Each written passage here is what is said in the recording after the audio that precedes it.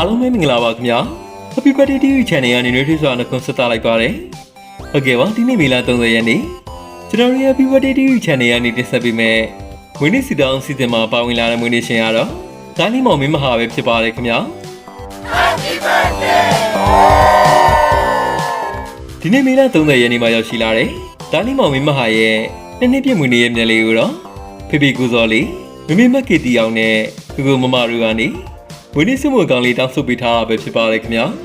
ဟုတ်ကဲ့ပါတားလေးမောင်မင်းမဟာရဲ့နှစ်ပြည့်မွေးနေ့ရဲ့မြက်လေးကိုချေရတဲ့မိသားစုစစ်တောင်းပေးထားတဲ့မွေးနေ့စစ်တောင်းလေးတွေရတော့ Happy Birthday ပါချေရတဲ့တားလေး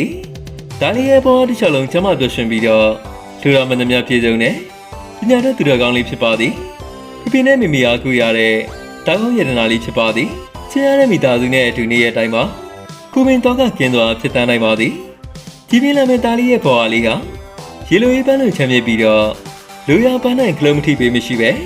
အောင်မြင်မှုများစွာကိုပိုင်ဆိုင်နိုင်ပါသည်မိဘဆွေမျိုးများနဲ့ခုနှစ်ရဲ့သားသမီးများအပေါ်ကောင်းကျိုးပြုနိုင်တဲ့ဓာတ်ကောင်းရတနာလေးဖြစ်ပါသည်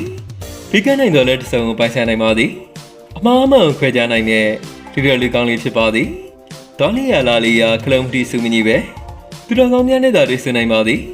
မိသားစုတွေအားလုံးကတားလေးကိုရမ်းချစ်ပါတယ်ဆိုပြီးတော့တားလေးမောင်မင်းမဟာရဲ့နှစ်ပြည့်မွေးနေ့ရဲ့မြက်လေးကိုဖေဖေကိုစောလေးမမေမက်ကီတီအောင်နဲ့